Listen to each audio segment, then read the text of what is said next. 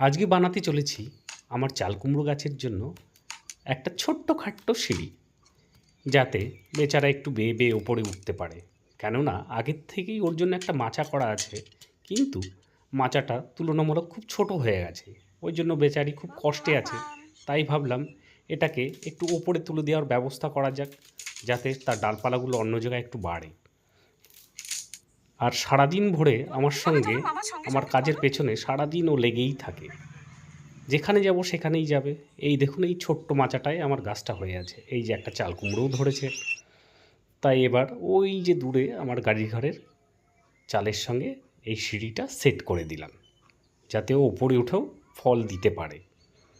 আর এই যে এই ডগাগুলোকে ওই সিঁড়ির সামনে একটু তুলে দিতে হয়, তাহলে সে খুব তাড়াতাড়ি ওই সিঁড়ি বেয়ে ওই ঘরে উঠতে পারবে।